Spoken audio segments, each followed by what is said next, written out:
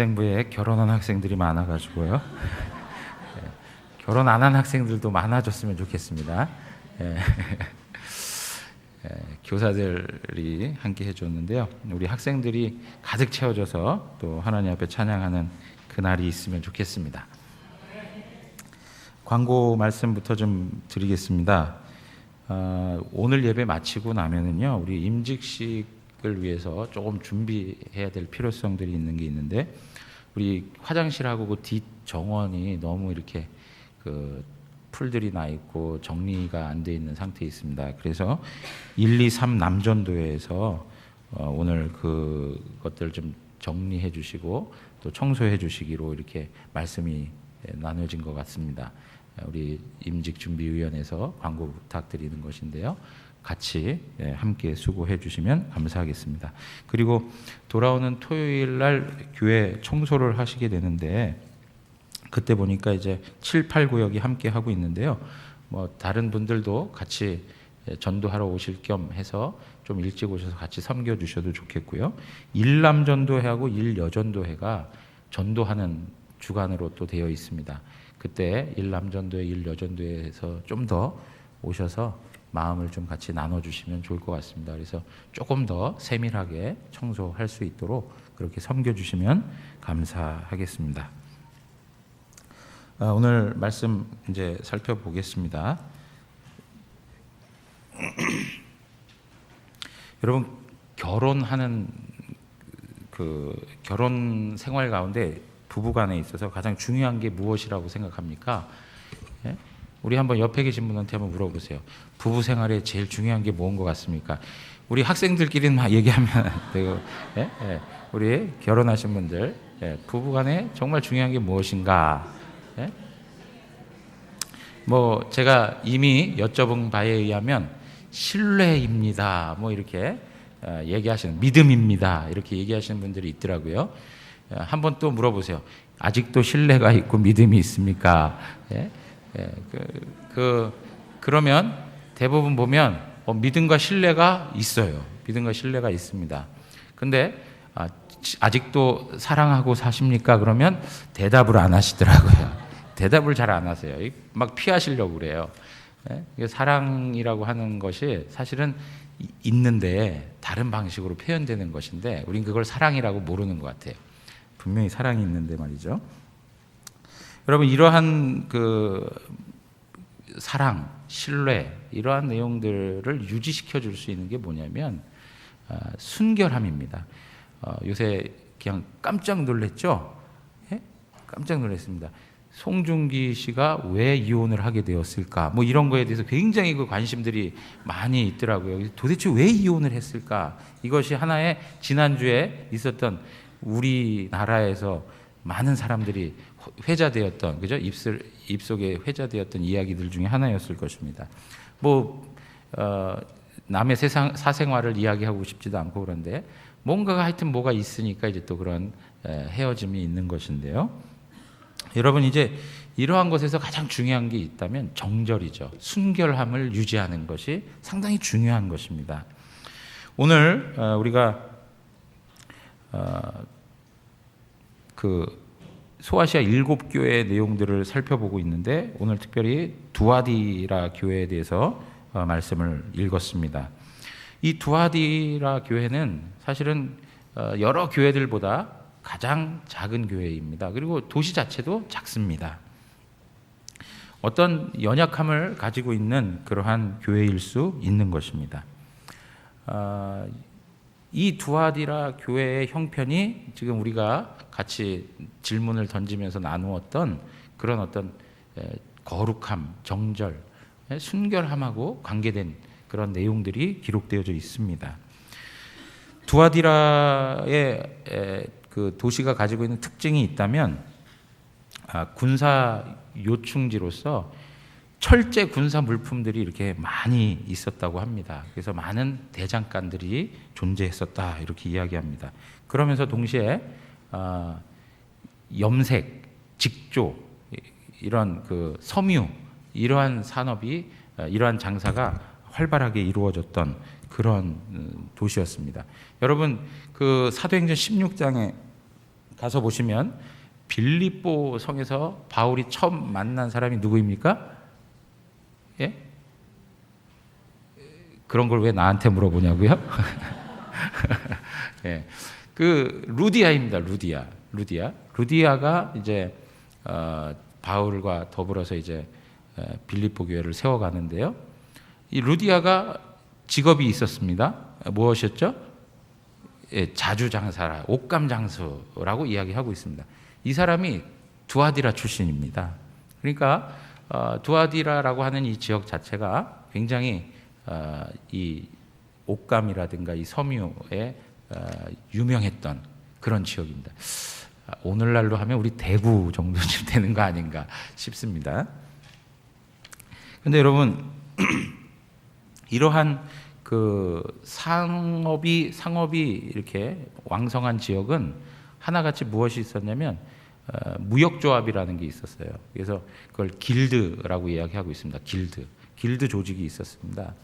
조합이 있어가지고 그 조합이 모이면 그 조합에 들어가려고 하면 조건이 있습니다. 그건 뭐냐면 우상에 숭배하는 일을 해야 되는 거예요. 우상 숭배. 그러니까 사람들이 모여가지고요 친목을 도모하고 또 교제를 하고 서로 상거래를 활발하게 하다 보면 어떤 일이 생겨나냐면 자신들의 어떤 그 성공을 위해서 또 우상을 찾아가가지고 절하는 그러한 일들이 있습니다. 여러분 우리들도 그런 거 많이 하지 않습니까? 저 뭐 한 영화를 찍고 나서 뭐 그 영화를 시작한다든가 뭐 하면 영화인들끼리 어떤 드라마 제작자들이 다 모여가지고 뭐 해요?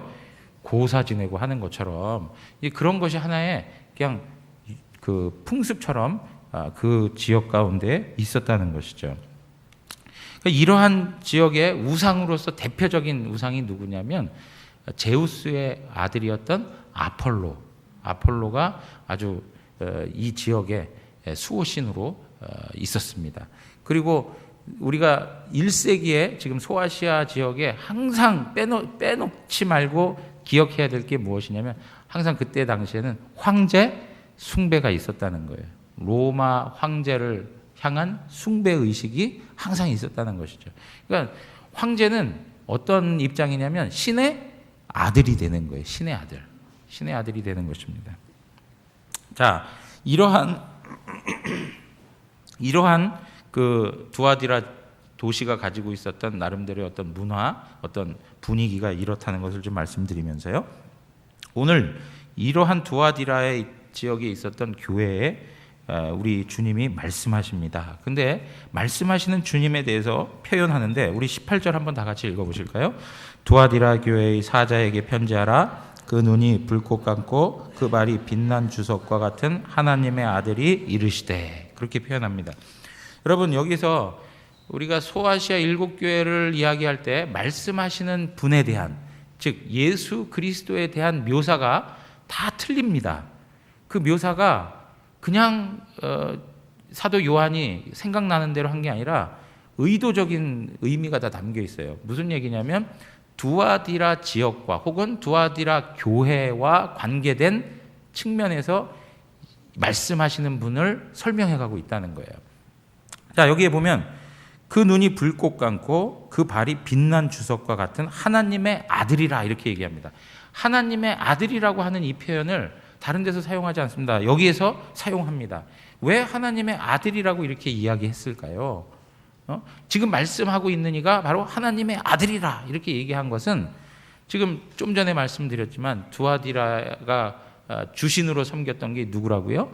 제우스의 아들 아폴로였어요. 그리고 로마 황제를 숭배했어요. 로마 황제는 신의 아들이라고 일컬어지기도 했던 그런 상황이었던 것이죠.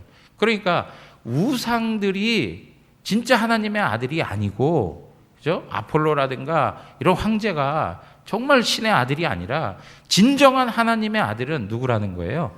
예수 그리스도라는 것을 말씀해주고 있는 거예요. 진정한 하나님의 아들은 예수 그리스도이시다.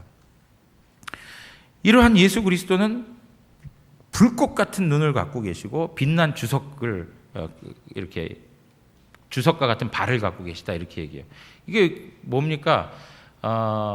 마치 전쟁을 하기 위해서 철갑을 두른 것처럼, 예? 그 발 끝까지 그 발이 빛난 주석과 같다고 한 거니까는요. 마치 무슨 로봇발처럼 우리 뭐 아이언맨 있잖아요. 아이언맨. 예? 그런 어떤 철제 옷을 입은 것처럼 그런 모양새를 가지고 있는 듯 말씀하고 있어요. 이게 무엇입니까? 말씀하시는 그 하나님의 아들이 모든 것을 능히 심판하시기에 부족함이 없으시다는 것이죠. 여러분, 우리는 늘 하나님의 불꽃 같은 눈동자 앞에 서 있는 것을 믿으셔야 됩니다. 예? 우리는 그 하나님의 준엄하심 앞에 항상 서 있다는 것을 놓쳐서는 안 되는 거예요. 그리고 그 하나님은 어떠한 것보다도 강력한 권세를 갖고 계시고요. 모든 것의 주가 되신다는 것을 기억해야 할 것입니다. 그런데 이러한 하나님의 아들이 이 두아디라 교회에 대해서 칭찬하는 내용을 먼저 말씀하세요. 항상 소아시아 교회를 대할 때마다 뭘 이야기합니까? 이 교회가 칭찬받을 것에 대해서 이야기하고, 또 하나는 뭘 이야기하죠? 책망받을 것에 대해서 이야기합니다. 그러면 먼저 칭찬받을 내용이 무엇인가 봤더니 19절입니다. 우리 한번 다 같이 또 읽어보겠습니다. 19절입니다. 내가 내 사업과 사랑과 믿음과 섬김과 인내를 아노니 내 나중 행위가 처음 것보다 많도다 그랬습니다. 여러분, 여기에서 내 사업과 이렇게 얘기합니다. 이 두아디라 교회가 무슨 사업을 많이 했나 보다 이렇게 생각하실 수 있는데요. 여기에서 사업이라고 하는 말이 그 다음에 이어지는 사랑, 믿음, 섬김, 인내, 이러한 것을 다 포괄하고 있는 의미라고 하는 것입니다. 그러니까 여기 내 사업과라고 하는 말은 헬라어를 살펴보면 이런 말이에요. 사업과 다시 말하자면 이러이러한 것들이 있다, 이렇게 설명하는 거예요. 그러니까 사업이라고 하는 것이 결국엔 무엇입니까? 사랑, 믿음, 섬김, 인내, 이런 게 사업이라고 지칭하고 있는 거예요. 내 사업, 그것이 무엇이냐? 다시 말하면 즉 사랑과 믿음과 섬김과 인내, 이것이 바로 내 사업이다, 이렇게 얘기하는 것이죠. 이러한 것들을 하나님 앞에서 이 교회가 잘하고 있었다는 거예요. 여러분, 여기에서 보시면 사랑과 믿음은 그리스도인들 마음속에 있는 삶의 동기입니다. 하나님께서 우리를 사랑해 주시고 우리에게 믿음 주셨기 때문에 그 믿음과 사랑 때문에 우리가 삶을 살아갈 수 있는 거예요. 그 은혜가 아니면 우리의 선행이라는 건 아무런 이유가 없는 것이죠. 그죠? 우리가 왜 하나님 앞에서 선한 일을 하며 하나님 앞에서 빛된 삶을 살아갑니까? 하나님이 주신 사랑과 하나님 주신 믿음 때문에 가능한 거예요. 그러니까 우리가 삶을 살아가는 데 있어서 우리를 끌고 가는 아주 원동력이 믿음과 사랑인 거예요. 그런데 이러한 믿음과 사랑이 있으면 결과적으로 어떤 열매를 맺느냐? 섬김과 인내의 열매를 맺을 수 있다는 것이죠. 섬김과 인내의 열매를 맺을 수 있다. 여러분, 여기서 섬김과 인내라고 하는 개념은 외부적인 관계하고 설정되어 있다는 것을 우리는 늘 놓치지 말아야 돼요. 섬김, 나 자신에게 섬깁니까? 항상 무엇이 존재하죠? 대상이 존재합니다. 인내라고 하는 것도 뭔가 나한테 와서 부딪히게 하는 게 있고 고통스럽게 하는 게 있으니까 거기에 대해서 뭐 하는 거예요? 인내하는 거예요. 외부적 힘이 작용하고 있다. 외부적 원인이 작용하고 있다는 거예요. 그러한 삶의 모습 가운데에서 두아디라 교회 성도들이 하나님 앞에서 잘 견뎌내는 성숙한 신앙의 모습을 가지고 있었다는 거예요. 그러니까 성도들 가운데 사랑과 믿음으로 서로가 섬기고 서로가 인내해주는 아름다운 관계를 형성했던 교회가 바로 두아디라 교회인 거예요. 사랑하는 성도 여러분, 우리가 어떠한 일을 하느냐 못하느냐 이것을 떠나서 우리 하나님과 우리와의 관계에 있어서도 하나님은 우리가 무엇을 하기 이전에 관계하기를 원하시는 것처럼 그리스도의 교회 가운데 관계라고 하는 것은 너무 중요한 거예요. 예.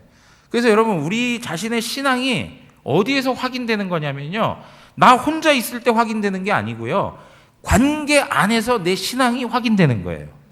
예? 내가 섬기고 내가 인내함을 통해서 나의 사랑과 믿음이 확인되어지는 것이라 이거예요.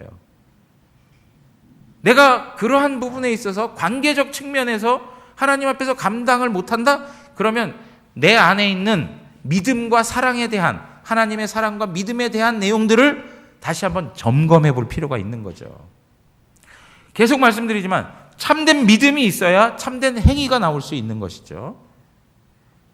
그런 것처럼 우리의 신앙적 삶이라고 하는 건 나 혼자 살아가는 데에서 실력이 발휘되는 게 아니고 관계 속에서 영적 실력이 발휘되어야 된다는 거예요. 그러니까요, 신앙적으로 자꾸 부딪히는 일이 생길 때마다 그거를 도대체 하나님 왜 그러실까? 나한테 뭐 기분 나쁘신 게 있을까? 그러지 마시고요. 그걸 통해서 하나님이 나의 영적 실력을 높이고 계시다는 것을 보셔야 돼요. 예? 내 영적 실력을 높인다고. 제가 계속 반복적으로 몇 차례 얘기했을 거예요. 저는 제 아내하고 만나가지고요. 제 아내하고 엮여가지고 제가 얼마나 많이 변화되고 세워져 가는지 몰라요. 제가 참아내야 되니까. 지금 웃으신 분들은 정말 정말 예. 제가 참는 것보다 제 아내가 참는 게 더 많아 보이시나 보죠? 예. 예. 막 어떤 분은요 격한 막 긍정을 막 이렇게 하시고요, 아멘도 하시고, 예. 서로가 그렇단 말이에요. 서로가 예. 정직해지지 않았습니까? 서로가 엮인 관계에서 서로 다듬어지고 세워져 가는 거예요. 그거가 아니었으면 아직도 철없는 거예요. 예? 죄송하지만 우리 청년들 결혼 이렇게 아직 안 하면 아이고 이거 빨리 결혼해서 철들어야지 뭐 이런 얘기들 많이 하잖아요. 그게 결혼한다고 해서 철든다는 얘기가 아니라 관계 속에서 우리의 영적인 변화가 일어난다는 거예요. 예. 그러니까 이 관계를 아주 잘하는 교회였다는 것을 말씀해주고 있는 것이죠. 그런데요, 여러분, 이러한 모습뿐만이 아니라 이 교회는 어떤 모습을 가지고 있었냐면, 자, 뭐라고요? 처음의 모습보다 나중의 모습이 더 좋아 보이는 거예요. 처음보다 나중이 훨씬 더 훌륭한 교회. 예. 처음에 하나님의 은혜를 받고 정말 주님 사랑하면서 신앙적으로 헌신도 하고 그랬지만 그것이 그 자리에서 멈추지 아니하고 세월이 지나면 지날수록 그 농도가 더해가고 하나님 앞에서 더 성장해가는 교회. 어제보다는 오늘이 더 하나님 앞에 반듯하게 세워져 가고 오늘보다는 내일이 더 하나님 앞에서 영적으로 가까워져 가는 그러한 삶을 살았다는 것이죠. 사랑하는 성도 여러분, 기독교 신앙에 있어서 굉장히 중요한 신앙의 내용이 있는데 그건 뭐냐면 영적 변화예요. 영적 변화. 저는 그걸 굉장히 중요하다고 봅니다. 영적 변화. 하나님이 지금도 살아계셔서 우리 가운데 역사하시는 이유가 뭡니까? 우리를 변화시키사 그리스도의 장성한 분량에 이르게 하시는 데 목적이 있습니다. 하나님의 형상을 닮아가도록 하는 데 목적이 있다고요. 무슨 기능적으로 뭘 잘하는 기술자를 하나님이 만들어내시는 게 아니고요. 주님의 마음을 닮은 하나님의 사람을 만들어 가시는 거예요. 영적 변화, 영적 변화. 예수 믿으면 왜 이렇게 말들 잘하느냐? 예수쟁이 치고 말 못하는 사람 없다. 그런 얘기 많이 듣지 않습니까? 그죠? 예수 믿어가지고 늘어나는 건 말밖에 없습니다. 이러면 안 된다는 거예요. 물론 합당한 말은 잘해야 되겠죠. 거기에 담겨있는 뉘앙스는 뭡니까? 말만 잘하고 삶은 없다라고 하는 것을 지적하는 이야기 아니겠습니까? 이제 그러한 내용에 있어서 우리의 내면이 하나님 앞에서 계속적으로 성숙해져 가는 거예요. 이제 우리 다음 주에 임직식을 하는데 우리 박충구 집사님한테 더 부담되는 말씀을 팍팍 드려서 죄송스러운 부분이 있지만 이제 장로 임직을 받으면 그죠? 그 전보다 그 후가 더 아름다운 삶을 하나님 앞에 더 살아가셔야 돼요. 그리고 평생을 살아낸 다음에 주님이 부르시는 그 순간에 모든 사람들이 딱 보고 저분의 머문 자리가 너무 아름다웠다. 이런 고백이 있어야 되지 않겠습니까? 그죠? 저 사람이 서 있던 자리, 저 사람이 함께 있었던 저 자리에는 항상 하나님의 형상이 나타났다. 예. 우리 그 휴게소에 붙어 있는 것처럼 예? 머문 자리가 아름답다. 그죠? 여러분 항상 기억하십시오. 목사인 저도 하나님 앞에서 끊임없는 기도의 제목으로 삼고 사는 거예요. 예? 하나님 앞에서 끊임없는 기도의 제목으로 삼고 살아야 돼요. 주님이 부르시는 그날까지 영적으로 계속 변화되어서 하나님 앞에서 더 순전한 다윗과 같은 모습이 돼야지, 이상하게 변해가지고 골리앗이 되어버려가지고 괴물이 돼가지고 엉뚱한 짓 하는 그러한 방식이 되어서 되겠습니까? 오늘 우리가 이러한 방식에 있어서 하나님 앞에서 끊임없이 성장해 가고 있다는 것, 이건 너무나도 귀한 일인 것입니다. 사랑하는 성도 여러분, 하나님께서 우리 마음에 소원을 두고 하나님이 이 일을 행하고 있습니다. 예, 그것에 순종하십시오. 순종하시면 돼요. 자, 그런데 오늘 여기 보면 책망하는 내용들이 나타나는데요. 책망하는데 뭐라고 나옵니까? 첫째, 누구를 책망하느냐? 이세벨을 책망합니다. 20절 가서 한번 보세요. 그러나 내게 책망할 일이 있노라. 자칭 선지자라 하는 여자 이세벨을 내가 용납함이니 그가 내 종들을 가르쳐 깨어 행음하게 하고 우상의 제물을 먹게 하는도다. 여러분, 여기 여자 이세벨 이렇게 표현하고 있습니다. 여자라고 하는 말은 그냥 함부로 부르는 이야기가 아닙니다. 여자라고 하는 말은 존칭의 의미가 담겨 있는 표현인 것이에요. 예수님께서 여자여라고 했던 것도 무엇입니까?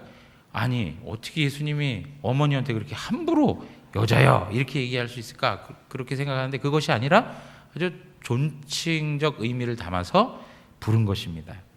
그러니까 여자여라고 하는 것은 그 여인이 귀부인다운 그러한 위치에 있음을 설명해 주는 단어인 것입니다. 이런 걸 통해 봤을 때 그 당시에 이세벨, 여러분 여기서 이세벨이 실질적 인물로는 있었지만 그 사람의 이름은 모르는 거예요. 예. 단지 구약 성경에 나와 있는 아합의 아내 누구요? 이세벨을 드러내주면서 그와 아주 유사한 사람이었음을 설명해주고 있는 것이죠. 영향력이 있었던 사람이라는 거예요. 뭔가 교회에서 한마디 하면 다른 사람들이 막 움직일 수 있는 그러한 위치에 있었던 사람이었음을 말해주는 거예요. 여러분 아까도 말씀드렸지만 자주장사 루디아, 예? 그런 직조 산업이 발달했던 그러한 도시에서 어쩌면 이 여인도 옷감 장사를 하면서 나름대로 유력한 그러한 사람이었을 거예요. 부유한 사람일 수도 있는 것이죠. 정치적으로도 힘 있는 사람일 수도 있었던 거고요. 그리고 교회에서도 어쩌면 지도자의 와이프가 됐을 수도 있는 거예요.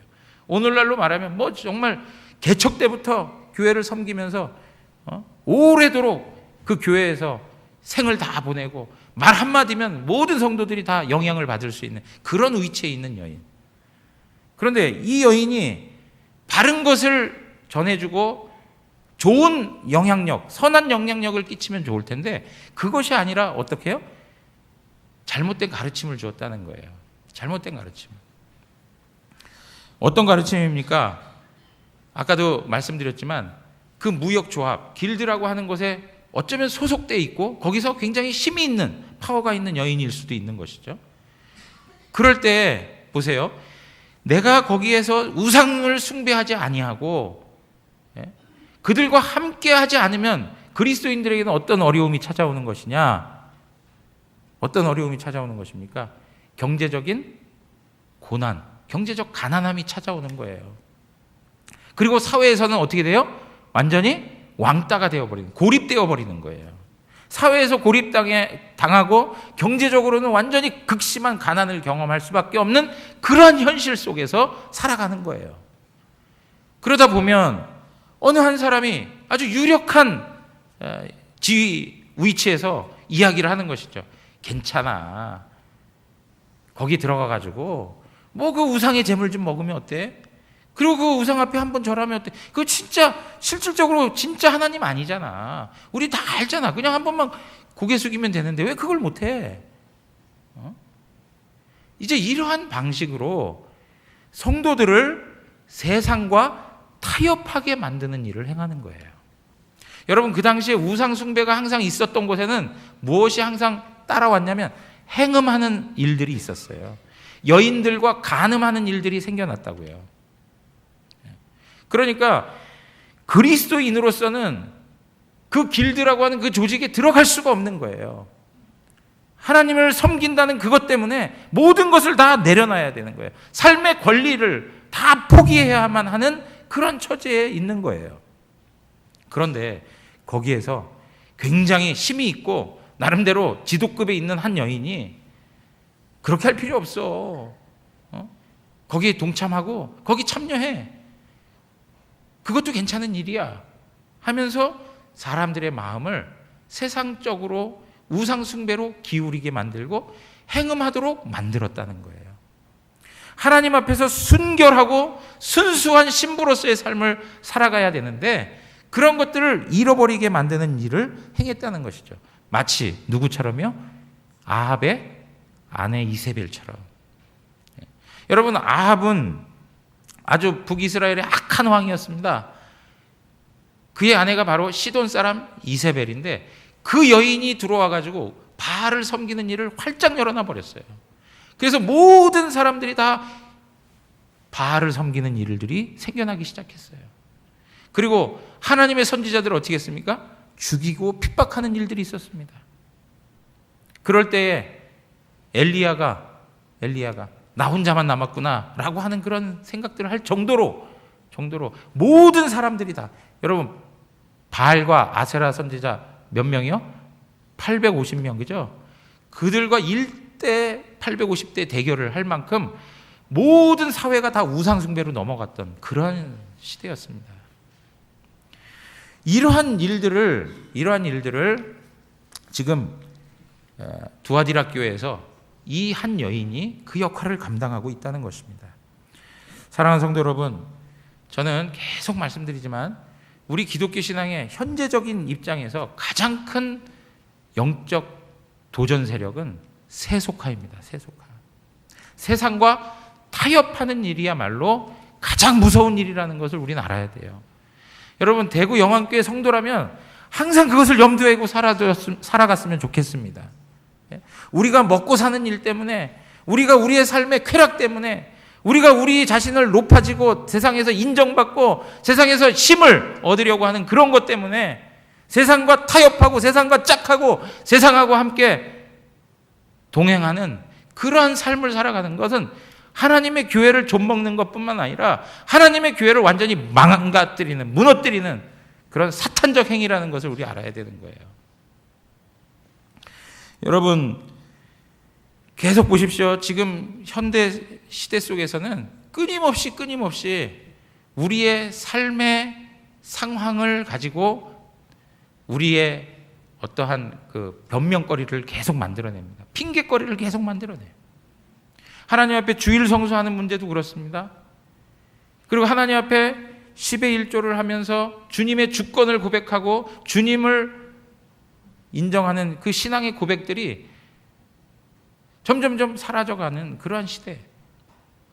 그리고 하나님 앞에 헌신하고 주님의 몸된 교회를 더 사랑하고 주님 앞에 우리의 삶을 드리는 그러한 열정들, 이런 모든 것들이 다 점점 희석되어져 가는 시대에 살아가고 있습니다.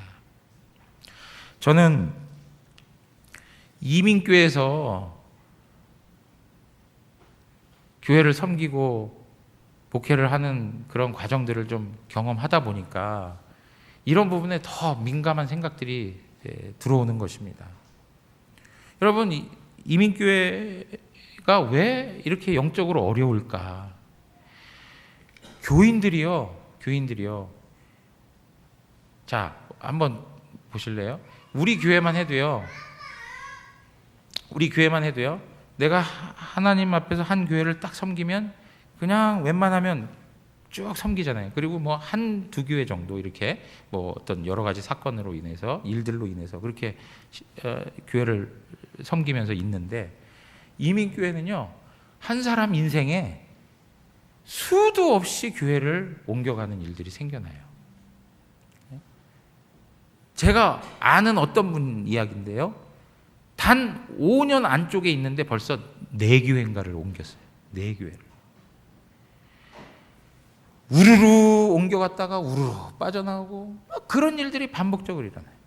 그 왜 그럴까 하니까 나가는 이유가 뭔가 하면 전부 아주 유치한, 뭐 진리를 사수하기 위해서, 하나님의 말씀을 더 경고하기 위해서, 보수하기 위해서, 그런 게 아니라 내가 임직 대상이 된 것 같은데 임직 안 시켜준다고. 예? 뭐 그런 일들로. 예?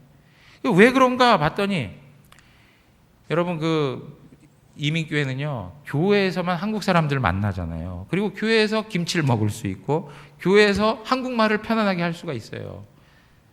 교회에서 사람들을 편안하게 대할 수가 있다고요. 그리고 또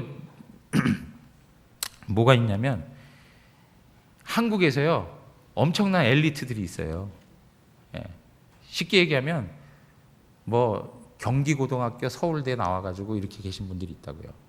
근데 그런 분들 중에는 어떤 경우에 뭐 세탁소를 한다든가 아니면 수영장 청소를 한다든가 뭐 여러 가지 그런 거 있잖아요. 그러니까 우리 사회를 보면 동남아에서 오신 분들이, 노동자들이 할 만한 그런 일들을 우리들이, 이민자들이 가서 했단 말이에요.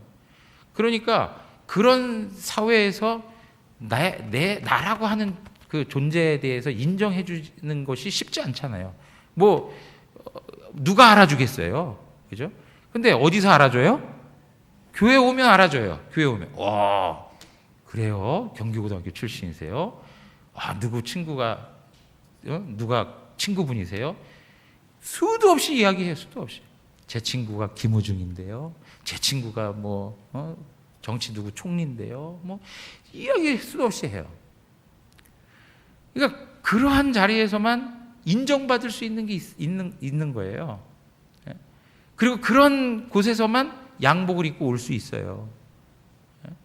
그러니까 그러한 곳에 모여가지고 신앙이 없이 그냥 다니다 보니까 나중에 뭐까지 됐어요? 교회 장로까지 되는 거예요.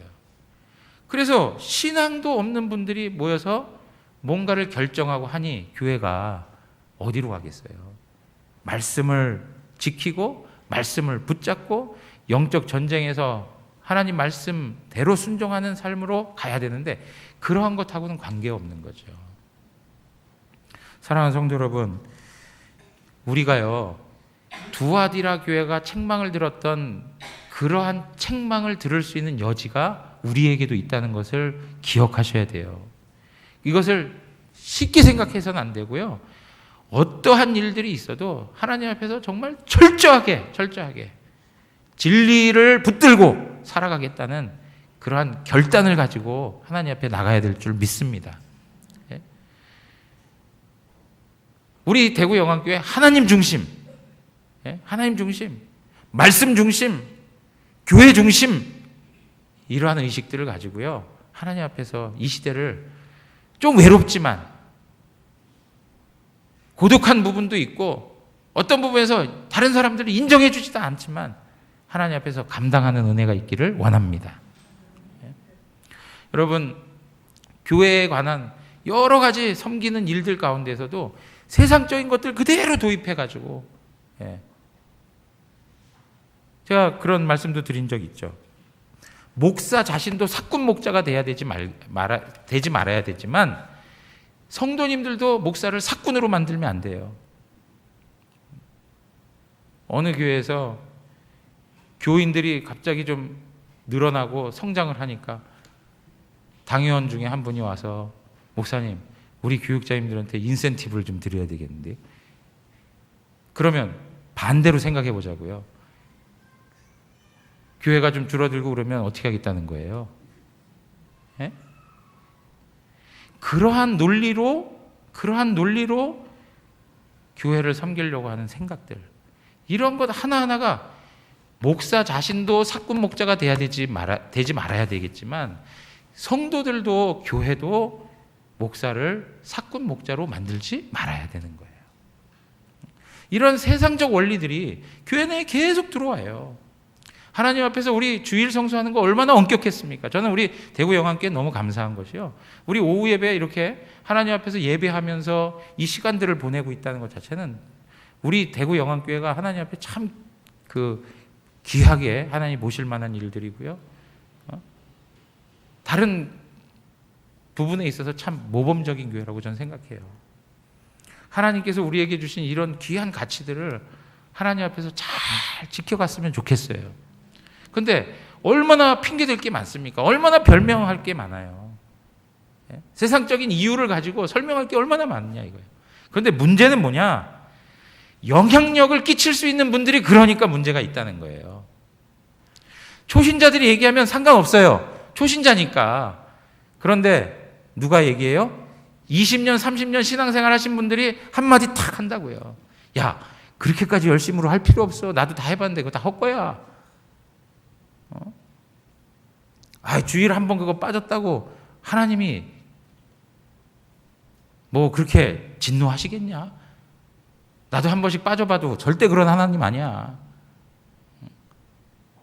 하나님에 대해서 경외감을 갖고 두려운 하나님에 대하여서 철저히 겸비하며 살아가려고 하는 성도들에게 그러한 마음에 완전히 다 무장해제할 수 있도록, 그래서 하나님에 대해서 쉽게 생각할 수 있도록, 가볍게 여길 수 있도록 그렇게 만드는 일들, 이 영향력 있는, 위치에 있는 그러한 우리 중직자들이 하나님 앞에서 더욱더 조심해야 할 내용이라는 것이죠. 사랑하는 성도 여러분, 하나님 앞에서 우리가 더욱더 진리에 서서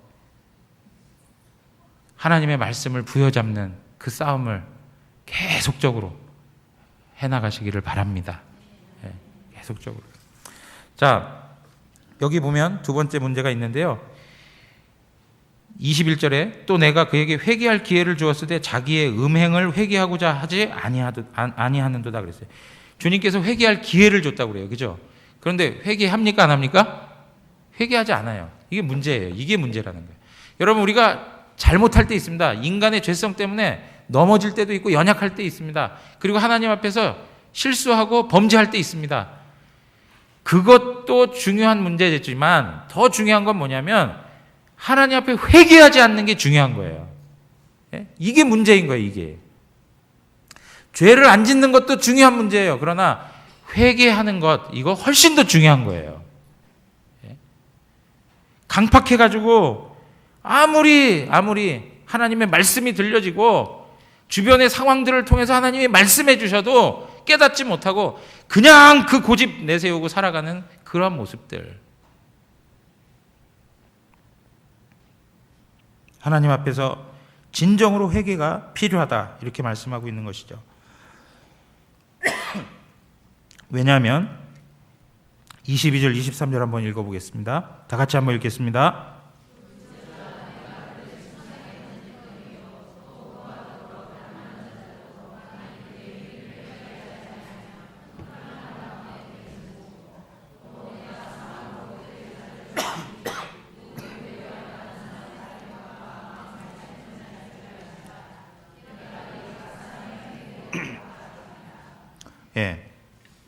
여기 보시면 회개하지 않으면 하나님이 어떻게 하신다 그래요?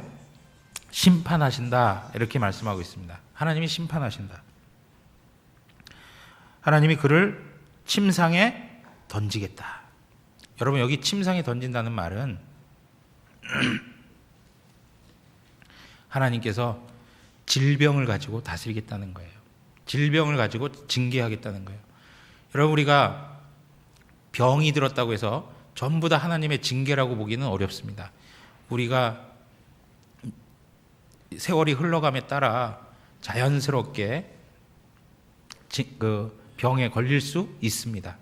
그러나 중요한 것은 무엇이냐면 때에 따라서 하나님께서 우리를 징계하실 때 질병을 사용하신다는 겁니다. 그래서 우리가 하나님의 뜻을 잘 모를 때에는 하나님 앞에서 어떻게 하는 게 유익할까요? 과연 이것이 하나님의 징계인가를 살피는 것도 신앙적으로 유익한 것입니다. 이것이 하나님이 나에게 주시는 징계인가?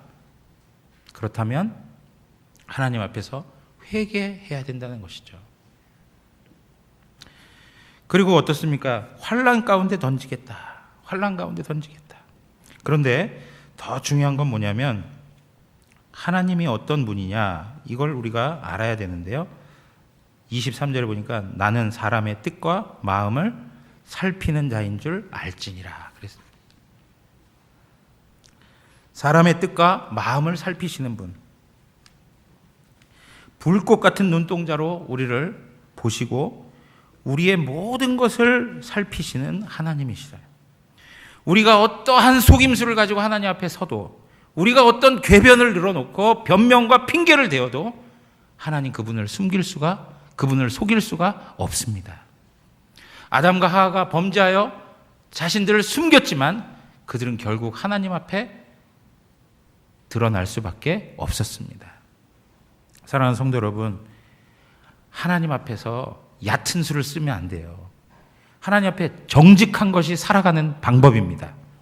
하나님 앞에 회개하는 것이 살아가는 능력이에요. 하나님의 눈길을 피할 수가 없습니다.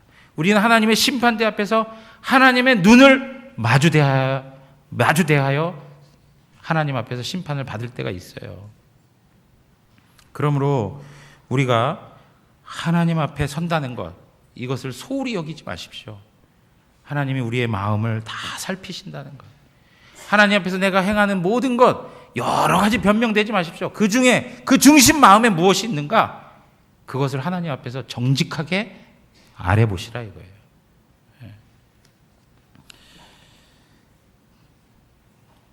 데살로니가전서 4장 7절에 보면 하나님이 우리를 부르심은 부정하게 하심이 아니요 거룩하게 하심이니, 그렇게 말씀하고 있어요. 사랑하는 성도 여러분, 우리가 하나님 앞에서 거룩하게 살아가는 것, 그것이 하나님의 뜻입니다. 하나님 뜻이에요. 여기 이런 이세벨이라고 하는 여인, 이세벨이라고 하는 그 한 여인의 그 영향력으로 말미암아 많은 사람들이 신앙을 떠났는데, 그럼에도 불구하고 여전히 남겨있는 믿음의 사람들이 있었어요. 자, 24절에 보세요. 두아디라에 남아있어 이 교훈을 받지 아니하고 소위 사탄의 깊은 것을 알지 못하는 너희에게 말하노니 다른 짐으로 너희에게 지울 것은 없노라. 다만 너희에게 있는 것을 내가 올 때까지 굳게 잡으라. 이들에게 있는 것이 무엇입니까? 사도들로부터 전해받은 예수 그리스도의 복음이요, 동시에 그 복음으로 말미암아 교회 가운데 행했던 모습이었죠. 사랑과 믿음과 무엇입니까? 섬김과 인내를 끝까지 감당하라 라고 하시는 거예요. 끝까지 감당해라.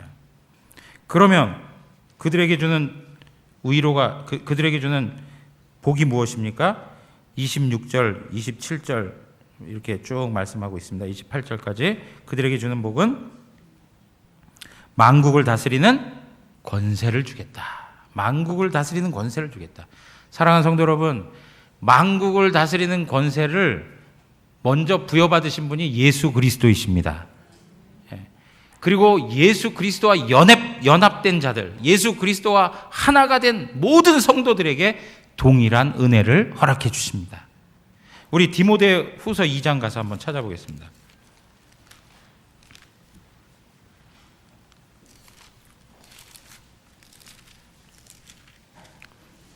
디모데 후서 2장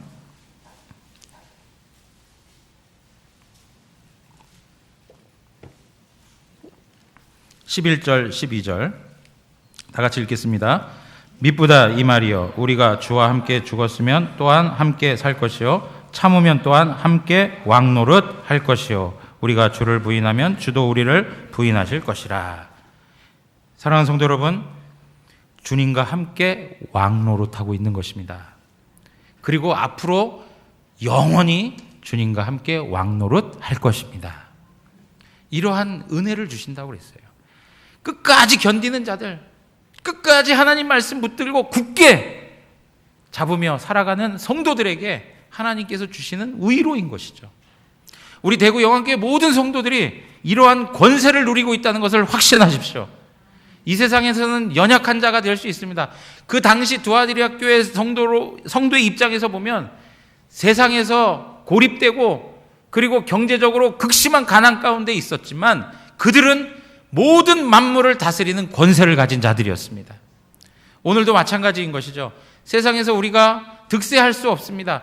때로는 불합리함 때문에 손해를 볼 때도 있습니다. 극심한 가난을 경험할 수도 있습니다. 그러나 우리는 예수 그리스도와 왕노릇하는 하나님의 사람이라는 것을 잊지 마십시오. 우리 하나님의 사람입니다. 뿐만 아니라 더 나아가서 28절에 뭐라고 합니까? 새벽 별을 주시겠다, 그렇게 얘기합니다. 여러분, 요한계시록 22장 16절입니다. 요한계시록 22장 16절.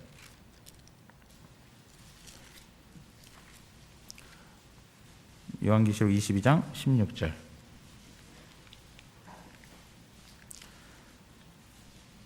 다 같이 읽겠습니다. 나 예수는 교회들을 위하여 내 사자를 보내어 이것들을 너희에게 증언하게 하였노라. 나는 다윗의 뿌리요 자손이니 곧 광명한 새벽별이라 하시더라. 나는 다윗의 뿌리요 자손이니 곧 광명한 새벽별이라 하시더라. 예수님이 뭐가 되신다고요? 새벽별이 되신다. 새벽별이 돼. 여러분, 이 새벽별은 이제 아침을 밝히는 별입니다. 어두움 그것을 지나서 새날을 오게 하는 별입니다. 가장 어두울 때 가장 빛나는 것이 바로 새벽별입니다. 사랑하는 성도 여러분, 혹독한 시대를 살아가는 것이죠. 어려운 시대를 살아가는 것입니다. 우리는 지난번에 말씀을 살펴봤던 것처럼 열처녀의 비유처럼 우리는 주님과 정혼한 기간입니다. 신랑 되신 주님과 정혼한 기간, 이 정혼한 기간 주님이 다시 오실 때까지 우리는 순결함을 가지고 살아가야 되는 것이죠. 어두운 시대, 정말 고난의 시대, 말세 때의 고통이 이르는 시대에 살아가지만 그런 때일수록 새벽별 되시는 예수 그리스도를 바라보면서 우리가 우리의 길을 밝히며 나가야 된다는 것입니다. 새벽별 되시는 예수 그리스도가 우리와 항상 함께 할 것이다 말씀하셨습니다. 세상 끝날까지 너희와 함께 있으리라. 이 사실을 믿으시면서 사랑하는 성도 여러분, 어려운 시대를 우리가 살아가고 있지만 신앙을 지켜낸다는 것이 참으로 어렵지만 세상과 타협하지 마시고요. 진리의 말씀을 부여잡고 내 생명을 잃어도, 그리고 내가 손해를 보아도 나는 예수 그리스도로 만족하겠습니다. 나는 예수 그리스도로 부유합니다. 나는 예수 그리스도로 행복합니다. 더 이상의 가치는 내게 필요 없습니다. 라고 하는 고백을 가지고 하나님 앞에서 이 시대를 넉넉하게 승리하는 우리 대구 영안교회 모든 성도님들 되시기를 주님의 이름으로 축원합니다. 다 같이 일어나겠습니다.